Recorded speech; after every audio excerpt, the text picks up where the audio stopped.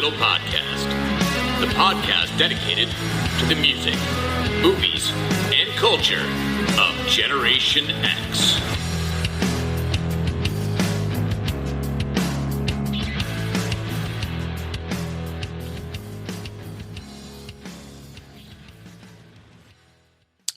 What is up, slackers, and welcome to another episode of the Stuck in the Middle podcast. I am your host, Jason Eck, and this week, it's not exactly a whatever Wednesday, although I guess we could say it's similar.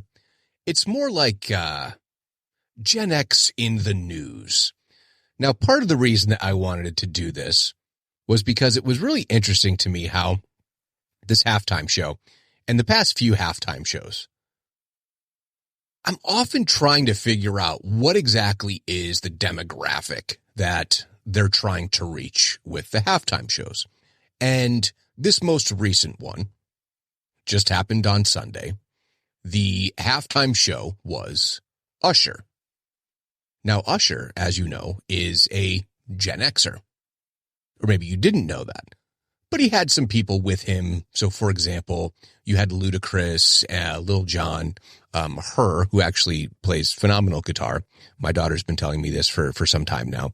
But that's kind of what sparked it. So what we're going to do, just because I thought it was fun, and I do this from time to time, is just what does the news say? And if I just type in Gen X into the news search, what comes up? And it's kind of interesting to me because part of the discourse in some of these articles is even looking at the concept of generations. Now, of course, I started doing the show specifically for Gen X, in part because I identify with the cohort, if you will. Now, some have said in some of these articles too, do you really identify so much with a generation? We're all so different. There's such a wide range of individuals, not just from, we talk about the older Xers, younger Xers, but everything from geography, family upbringing, socioeconomic factors, race, all these different things, religion, all the things that differentiate us. But those differentiate us across various different demographics and strata, not just age. You could have two people who are from other sides of the world. And certainly I do have a upcoming guest who is from another part of the world, and how Gen X is similar or different just based upon geography and national origin, what it's like to grow up as a Gen Xer in another country outside of North America. Now, I sometimes have to assume, which we shouldn't assume, that the international listenership that I do have is expats, and they're tuning in. But I can't make that assumption safely because I think there are things that are simply generationally similar. And this is just a long way of saying I do think there is something to be said about growing up in a particular time and place that can be unifying and also shows a real difference in people who are younger than us as well as people that are older than us. We can certainly have basic frameworks of similar experience just by virtue of, let's say, growing up like I did in Connecticut, for example. Well, so did my grandfather. So did my parents, like those kind of things. There are things that are unique to the region that, despite changes in technology and lifestyles and all those kind of things, that are still this kind of generalized similarity. But anyway, what does it look like, Gen X in the news? What comes up? Well, a number of things. And not surprisingly, what I started with, which got me started on the episode in the first place, is, the Super Bowl. So I'm just going to minimize my screen here and bring up a new window. And here we go. So the first thing that comes up, the very first article, this was posted 1 day ago. And it says, Boomers and Gen X are also fed up with their employers. So I think one of the things that has been jumping out at me is how there's this automatic knee-jerk reaction. And I think that we as Gen Xers sometimes fall into this category of immediately kind of shitting on the boomers. I'll admit it. I say it all the time. Just when you look at what's happening in the world, I feel like you can't really help but kind of blame them for where we are in this time and space. But does that absolve Gen X? Maybe, maybe not. But it's also this misunderstanding of kind of who we are and what we have represented. Now, I'm quick to bristle at terminology like the whole whatever, like, we're not whatever. We just seem like we're whatever. And I'm telling you right now, if I see one more fucking TikTok or whatever where people go, we're the last feral children. Shut up. Just shut up with using the whole feral thing. I'm sorry. If you're listening to this and you see those videos and you go, oh my gosh, yes, I relate to that. We're so feral. Just stop. All it means is we went outside. Doesn't mean we're feral. We came inside. We ate meals inside. I mean, I was a latchkey kid. Does that make me more feral than others? Potentially. I don't know. But I would imagine that there's some kids who are living in the sticks of God knows where in Appalachia right now that are more feral than you've ever been. Anyway, that one really irks me. We're feral. We're the last feral generation. Ugh. Anyway, this article, which I read earlier, is now coming up with a paywall.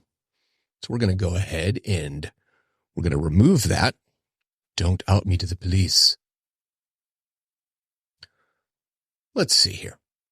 So, this article was written by a Gen Zer. Yes, there are Gen Zers who are out in the workplace right now.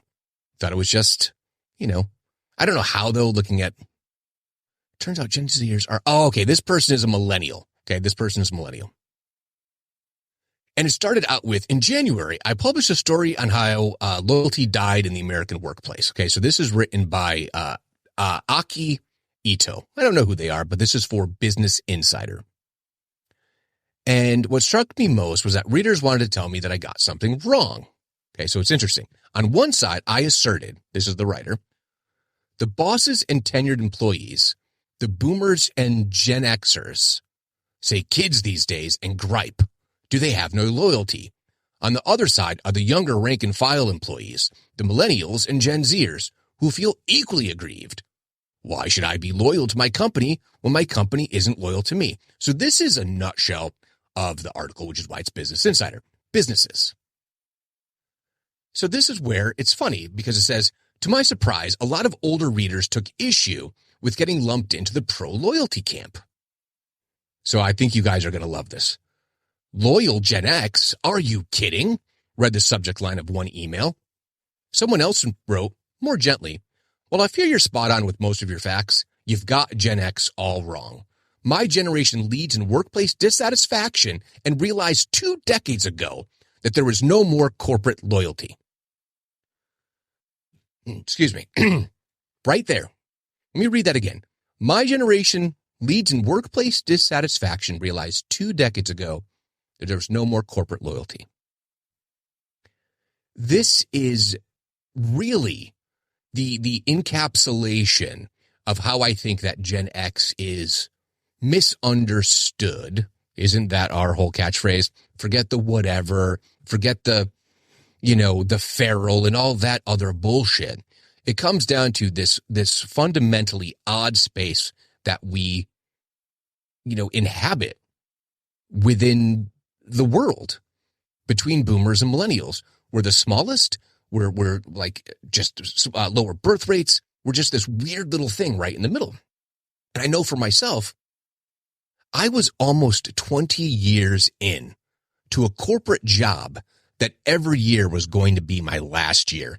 I'm sure some of you can relate to that. And it wasn't until, 2013. So I had been working at a major corporation since my early 20s, started part-time, then full-time, the entire time essentially from being in Massachusetts, worked all over the state. And I did that I look at 16 years and go, well, shoot, let's just round up.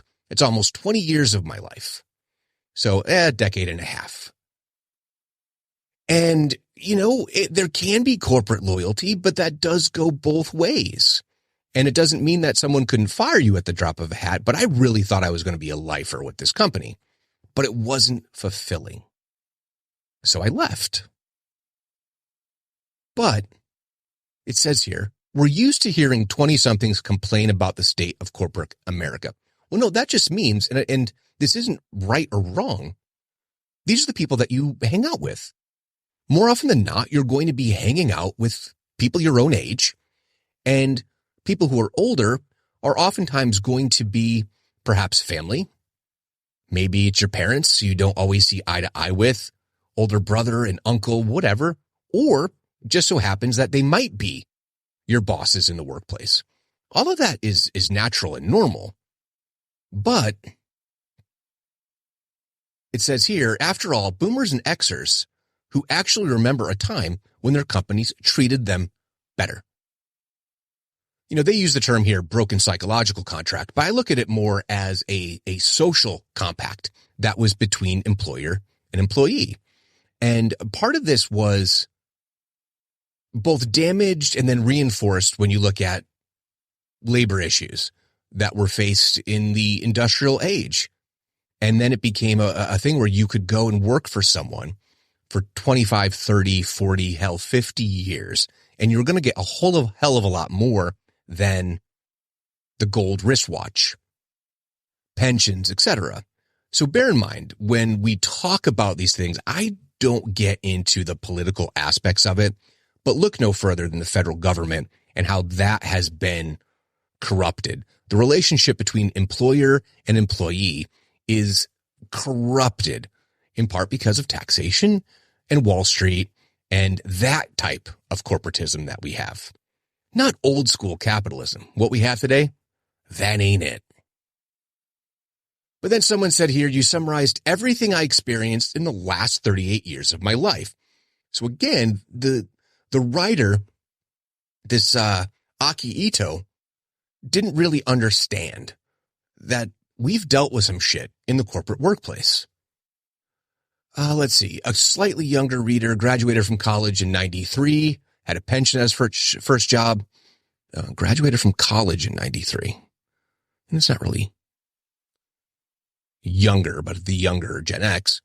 Then to the great outrage of his colleagues, older colleagues, their employers scrapped the company retirement plan and converted it to a 401k. There you have it. There you have it right there. That's what changed. The rules, all of it. Anyway, managers had the decency to look you in the eye when they delivered bad news. This isn't a generational divide over workplace loyalty, these readers were telling me. Employees of all ages are fed up with the way their companies treat them. And then that is, not to put it mildly, the way I framed it in my story, in American workplaces, it appears, are full of Gen X and boomers. Boomer Marxists. No, dude. That's not it. Millennials of the world of night, you have nothing to lose but your chains. Okay, now it's gone off the rails because that's kind of not how I view it. I actually just wish that we had capitalism the way that it used to be, which is direct to consumer, a relationship between the consumer, the employee, and the owners of the company who owned their own companies, not because they were looking at stock prices. But this is the world we live in today. So anyway, I just thought that was interesting, kind of this misunderstanding. This is a chief correspondent at Business Insider who getting the first glimpse of kind of understanding that these preconceived ideas about the generations and what Gen X and even some of the younger boomers. I had this thought the other day. I was thinking about hip hop because I was having the conversation with my kids again about rap and how they, don't really like what I listen to. I don't really like what they listen to. And the original rappers, like Grandmaster Flash and the Furious Five, those were boomers. The Sugar Hill Gang was boomers. That in and of itself blows my mind. I think 2 out of the 3 members of Run DMC, they're late boomers. It was Jam Master Jay who was a Gen Xer. It's just so curious to me. Let's see. 4 ways to help Gen X leaders wake up to the AI revolution. I'm less interested in that article, although I do find that AI has had a practical kind of use for me. When I do the artwork on Instagram, I am using AI. Let's see. What does it say here? Anything interesting? According to a study by recruitment firm Spencer Stewart, the average age of an incoming CEO is 54. Not surprisingly, senior leadership is now dominated by Gen X. Well now, isn't that curious? Gen Xers face a daunting challenge in leading digital transformation. Unlike millennials born between 81 and 96, Gen Xers aren't digital natives. They didn't have computers and gaming screens as an integral part of their childhood. Well, I just so happened to have had the first computer in my home because my mom, who was a boomer, got ahead of it. She saw that computers were the pathway for businesses. And we had like I said before, we didn't have money, but whenever my mom would spend on something, it would have to have a practical application because she was going to college. She was getting her associate's degree. And those had a lot more weight than they do today. Honestly, if you got an associate's degree in business administration, you could get your foot in the door at a corporation, which is exactly what she did. So we had a VIC-20, a Commodore 64, really basic programming because she wanted to make sure that she knew how to use these, in part because she was going to parlay that into a job with database management and eventually a network administrator. So I will admit that's not often the case. It's just so funny to think back at like the apartment that I lived in, the neighborhood that we lived in, and the fact that we had freaking computer that plugged into your TV. It's so strange. Anyway, however, they now work in a rapidly changing world where a deep understanding of tech is vital. I just feel like we kind of did a lot of it anyway, like things that you're used to now from the younger generations were implemented by Gen Xers. First barrier is to overcome lack of time. Many frazzled Gen X leaders haven't yet found space in their diary to familiarize themselves with fast-evolving tech. For example, I'm surprised when I demo Chat GPT-4 on my iPhone to friends over dinner. It becomes clear this is the first many have used it. I have, just out of curiosity, but I don't know. I see different applications for it, not the Chat GPT, because that's all text-based, and I'm more interested in the graphical side of things. Talk to techies. Well, you should all do this. All different types of people, regardless of generation, have different levels of actual technical competency, digital competency. But it's an increasingly wise approach in our tumultuous era for Gen X leaders to wake up and realize digital transformation is their responsibility. Well, thank you, Greg Orm. Very helpful. Not really. Anyway, moving on. Reality Bites at 30. This was posted 2 days ago. Why the Gen X classic still stands up today. Does it though? Does it? Let's see. Who is this person? Because if I don't see a byline for you, Adam Daniel, Associate Lecturer in Communications, Western Sydney. Let's see. I'm not sure you're old enough.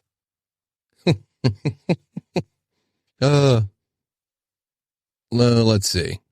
Yeah, I don't think he is. I don't think Adam Daniel is actually a Gen Xer, because it seems to me that he commented when someone commented on another article that it speaks to many generations. But here's the opening line of the article. I was really going to be something by the age of 23, said Elena Pierce, played by the radiant Winona Ryder, the 1994 Gen Classic Reality Bites. She was voicing an anxiety many would say was born in the post-boomer demographic of the film's disenfranchised central characters, but it's still a familiar anxiety today, 30 years on from the film's release.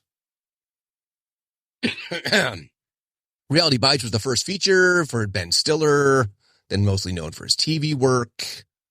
First script penned by 20-something writer Helen Childress. Let's see. Stuck in a dead-end job, yeah. She's trapped in a love triangle with corporate Michael, played by Stiller, and slacker Troy. Hey, what do I say at the beginning of the show?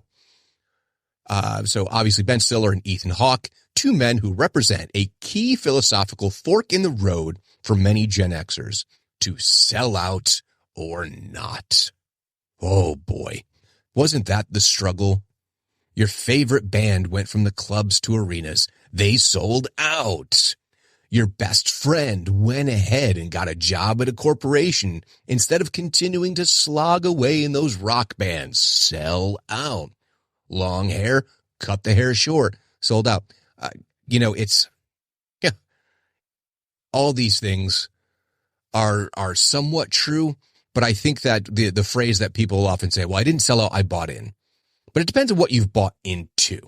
So, going back to my, 16 years of corporate life, I left to go be a nonprofit, which means I'm absolutely insane. My retirement would have been in much better shape. I probably would have been making more money, but I needed to do something meaningful. I wanted to find a way to give back. So I took my experience in finance and accounting and moved over into the nonprofit space. And here I am. Let's see. Oh, this week. Holy cow. It's 11 years this week that I have been out of the corporate world and in independent nonprofit environment. And I had some failures early on. The first gig did not work out the way that I planned. The second gig was like a lifesaver and a lifeline. And I learned so much and much better for it. And then I started my new job right at the start of the pandemic. Well, right before the pandemic started. So that was also interesting. But the whole point is, I've done things that are supposedly sell out. I've done some things that have been, against the grain. That's, I think, part of the whole thing with our generation too.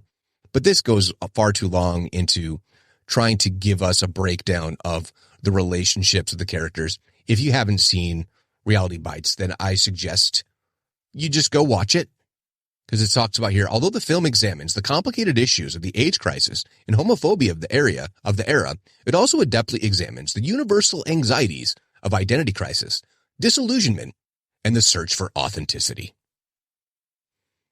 But yeah, I guess it is still resonant, and I'm sure that there are people now who are exiting high school, late teens, early 20s, who could watch this and completely relate to it.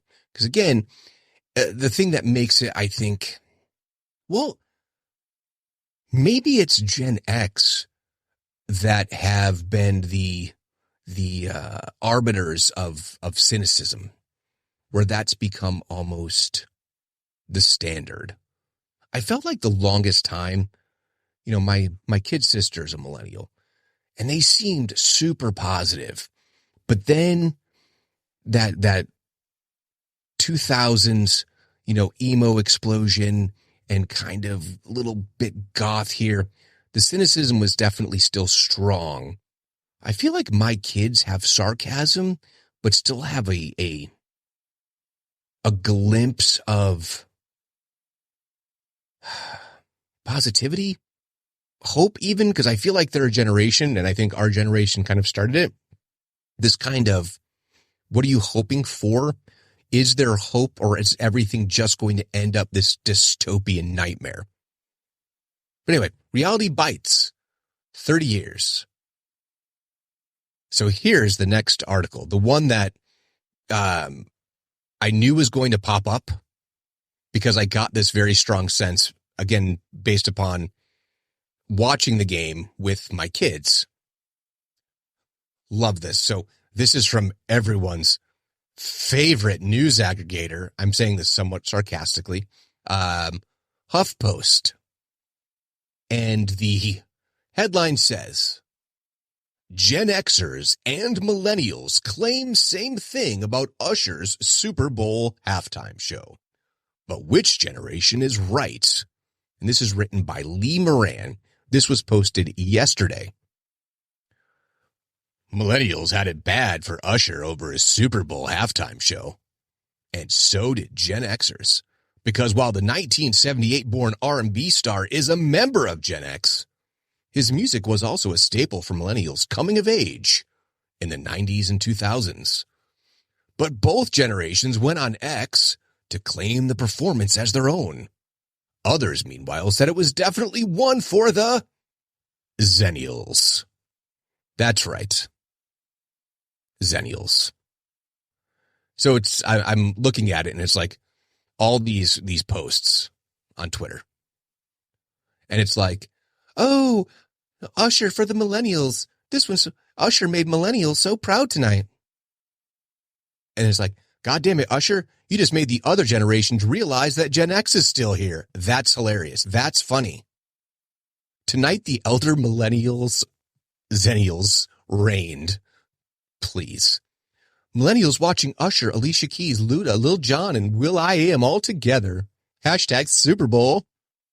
In a bar with the Zennials and elder millennials during that halftime doing shots. What's with all these millennials claiming Usher? He is a Gen Xer, and his first big album came out in 1997. Y'all were just babies while we were jamming into club. Hashtag Usher, hashtag Super Bowl. Millennials everywhere realizing how much of our brain is taken up by Usher songs in real time. Someone wrote, this is the millennial halftime show. Response, Usher's Gen X. I think you get what I'm saying here. This kind of going back and forth on Twitter, claiming a halftime show. I think that part of it is like who has been dominating all of these things and who is the audience. So last year was what? Rihanna? Rihanna's clearly for a millennial audience. Clearly. But before that, it was what? Dre. That was a completely Gen X show, in my opinion. But then like a lot of millennials came up with, the Chronic 2 and Eminem, 50 Cent, all that. Anyway, Usher was the moment. Gen X for the win. It's just hilarious. Usher makes me realize I'm teetering on the Gen X end of millennial because Dr. Dre's halftime show was still my favorite. There you go. There it is. He's called Usher because he's helping usher millennials to old age. No, Usher is 45. Gen X wins no matter what. Yeah. Okay. Well, that's kind of where it all started. But I do think that there is this sense of like ownership of our experiences and even the artists, whether they're musicians or actors, actresses, directors, writers, whatever it is, we all want to have some sense of ownership. And I think part of it was you look at American classics, your F. Scott Fitzgeralds, your Hemingways, all that. And what a bygone generation. I mean, the big boomer writers, what are they like? Stephen King and like Clive Barker, Dean Koontz. Oh my gosh, what's the guy? Oh my gosh. Oh boy, this one's going to bother me now. Oh, Tom Clancy. I think he was a boomer. What's the one with Michael Crichton? Like, who is the big Gen X writer? Honestly, I can't tell you right now who that is. I had some personal favorites, but I'm not going to get into that today. Let's see. As millennials join Gen X in middle age, how do they plan to invest? I didn't see this one earlier. What does it say?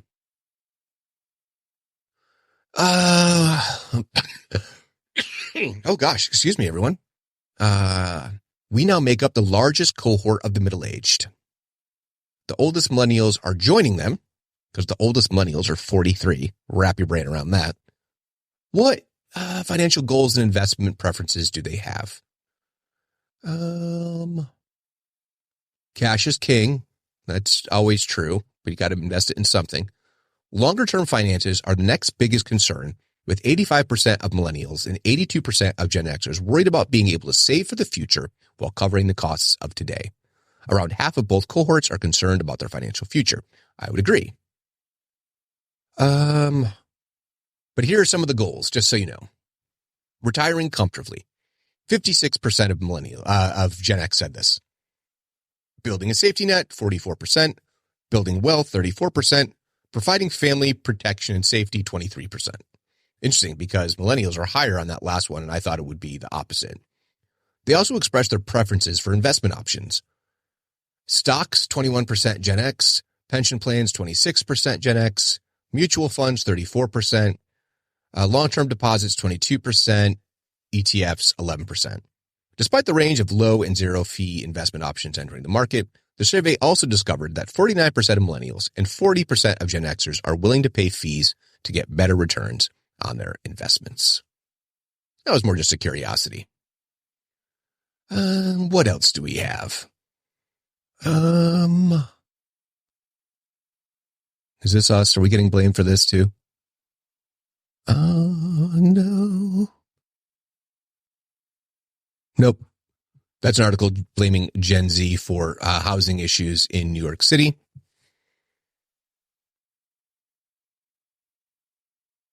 Uh-oh. Don't know what that is. Student loans, top money moves. All right. So then here is the last article I will share for this evening. And I don't typically read the New York Times.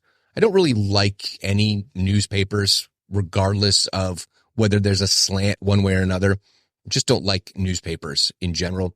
I used to have a subscription to the newspaper. I would read it every day, particularly on the train when I commuted into work. So it's not an aversion to newspapers, just that anything that's corporately owned. Oh gosh.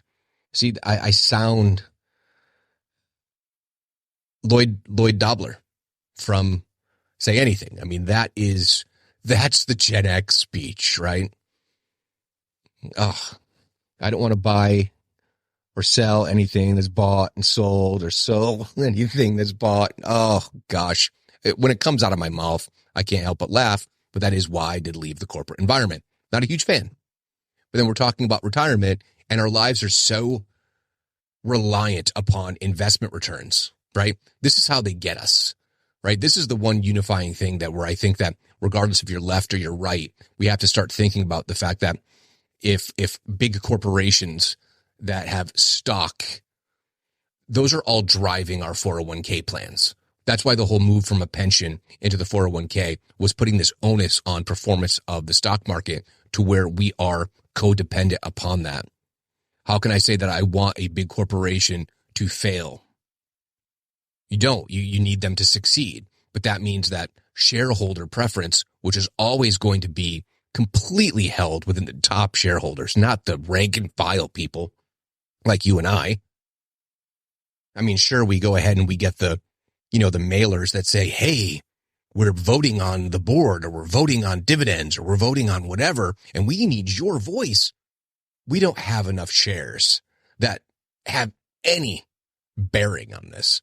But this whole notion that it's publicly traded, that it's publicly owned, so we have some kind of impact on it. It's just to make you feel good about it and to be better about corporate profits, because you want companies to do well so that your retirement looks good, right? We're all in it. We're all in it. Anyhow,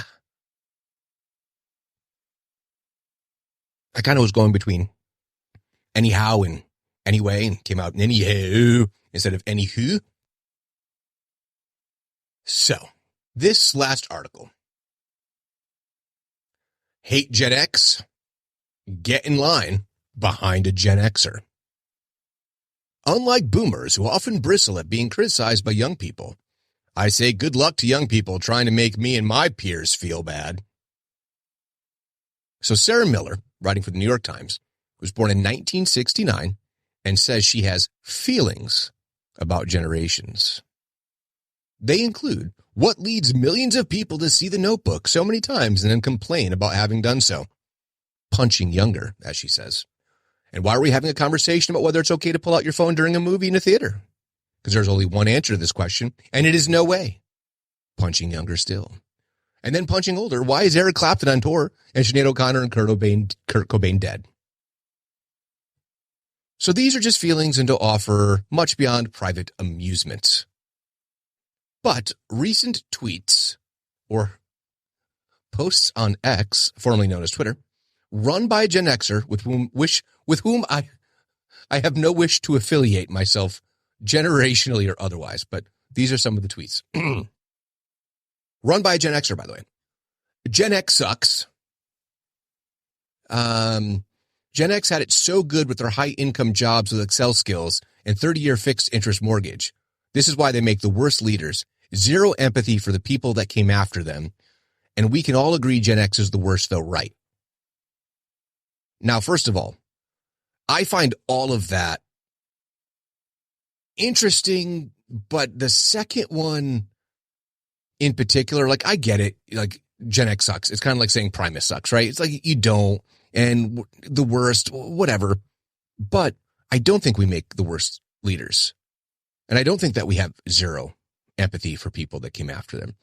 I think it's just that, like everyone else, from a leadership perspective, we're trying to hold the line between responsibility, particularly if you're in a leadership position, and being kind and caring for people, legitimately caring for people, the people that work for you. You want them to feel valued, but they also have to do their fucking job, right? They got to do the job. They have to show up for work.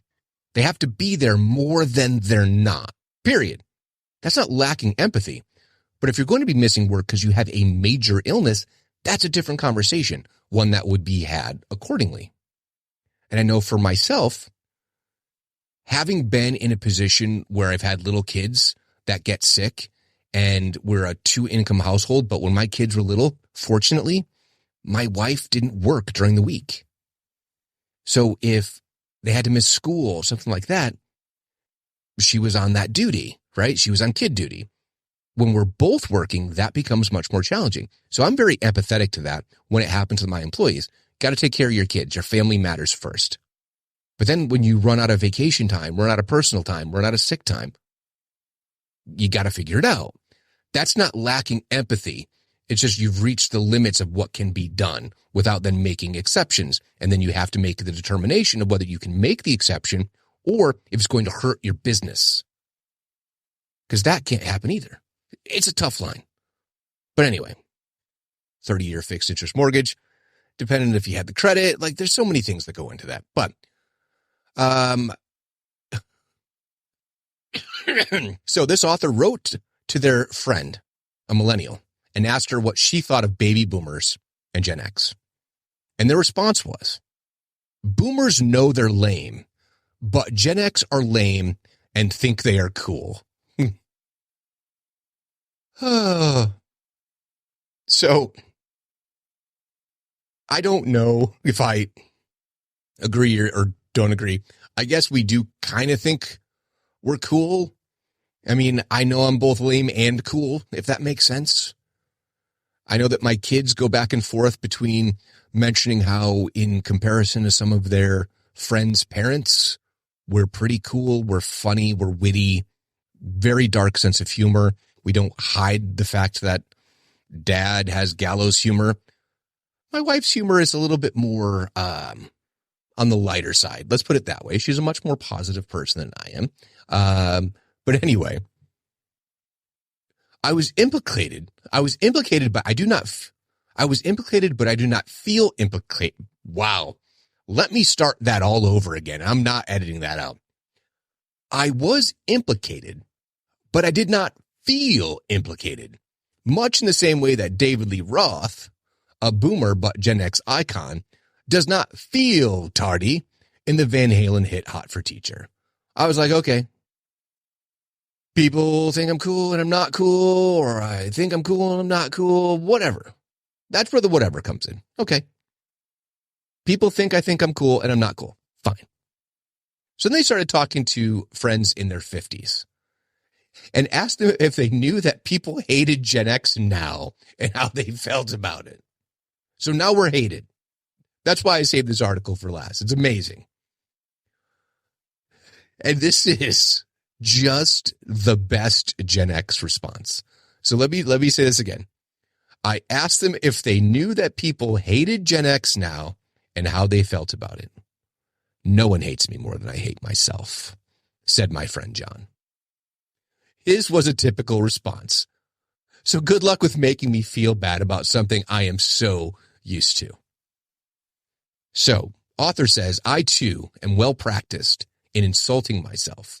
So these people hated me. They could get in line because I was going to be number one in that line forever. So one of the people she was talking about or with has said that Gen X basically complains about everything, but we'd also be good to talk to about things. So let's see.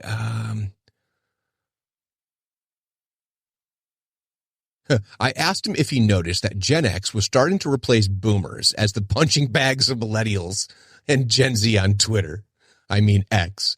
And in articles like 15 toxic Gen X trends that should have ended like yesterday, and the Reddit thread, Gen X is the worst generation. Oh my gosh, I'm going to have to add that to my Reddit. I got to check that out. I presented the theory that it was going to be hard for these younger generations to insult us because Gen X already hates ourselves. Oh my gosh.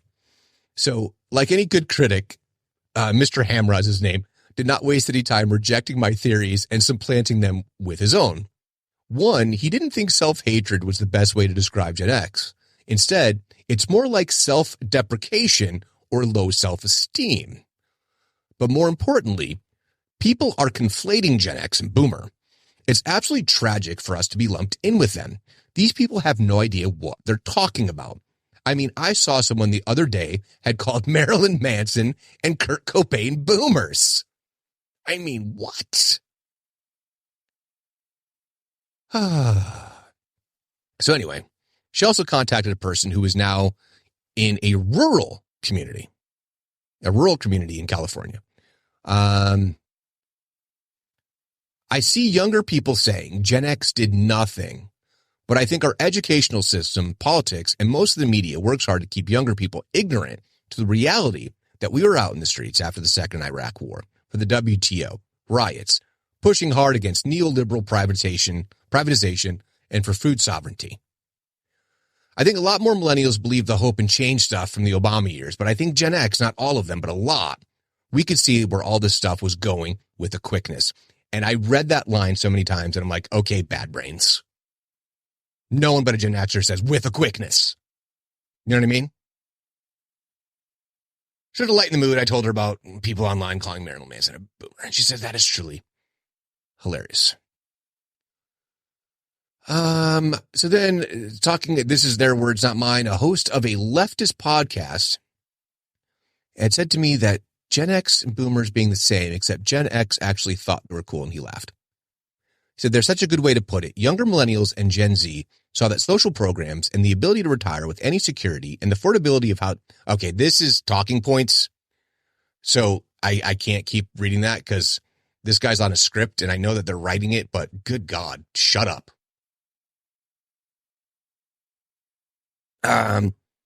He said that when he fell into reductive thoughts about generational differences, he tried to remind himself it probably wanted, okay, he's a bore.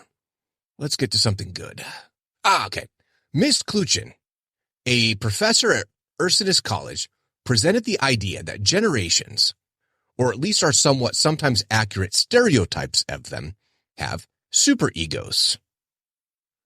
The superego is a message a person gets from authority figures that they take to be coming from inside their own minds. However, you could say that the superego of the boomer generation is, I can do no wrong. And the superego for Gen X is, I can do no right. And that is so interesting to me because I very much relate to that. And I think it stems from even a contrast and compare. Well, I mean, I don't know. I think it's how you deal with it. So obviously my sister and I were 16 years apart. She's very much millennial. I'm very much a Gen Xer, but we have the same mom, different dads. And so therefore the connective tissue there, having one of the same two parents who was basically kind of the, for lack of a better term, dominant parent. Like my mom's a super strong ego, right? Super strong. And I kind of felt like my sister's mindset is not that I can do no wrong mindset as a millennial. It's more that I can always do more. I can always do better. And there was a sense of real encouragement. And I think about like my sister was in, sports, after school sports and martial arts. And, she had tutors at different points, like, and two parents, like that whole kind of nurturing environment. So is that generational, or is it simply a matter of having a intact nuclear family within that framework, right? But I know so many people who are Gen Xers like us, who, whether they have single parent household, two parent household, kind of have this general feeling of, I can bust my ass, but it's still not going to be right. It's still not going to be good enough kind of thing. So when I saw that, boomers think they can do no wrong. Gen X thinks they can do no right. And I kind of feel like millennials were leaning more towards the I can do no wrong kind of thing. I always feel like boomers and millennials are kind of aggregates for each other. It's so weird because it's like the same parents for some of us, but then some Gen Xers have older parents. I mean, obviously some of you older Xers, your parents may not be boomers. They might be, is that greatest generation or is that silent generation? I forget. But yeah, I really related to that line and I found it really, really interesting. So sorry for that one boring podcaster and his blah, blah, blah, blah, blah. Anyway, as I'm sitting here going blah, blah, blah, blah, blah into a microphone for all of you to hear. So that's Gen X in the news. This is what's out there. It's a topic. And if someone is writing articles like that, more people should be listening to this podcast. So I need you to go ahead and like and comment and share. Let people know that I'm out there. Because if you're coming back week after week, you got to know somebody be like, hey, you know what? I've been listening to this podcast with this crazy guy who sits in his basement and he records these crazy things. And sometimes they're super interesting. Sometimes they're super boring. Sometimes they're weird. Sometimes he has guests, but not very often. Anyway, get the word out. Because if the podcast doesn't grow, I'm going to feel like, hey, I can't do no right. I need your help. Anyway, how can you do any of what I just mentioned? Well, first of all, you can email me at stuckinthemiddlepod@yahoo.com. You can find me on Instagram, X, and YouTube at StuckPodX. Head on over to the Facebook page, Stuck in the Middle, a Gen X podcast. Like, comment, share. Please leave 5-star reviews. And most importantly, please subscribe to the podcast. So until next time, later, slackers.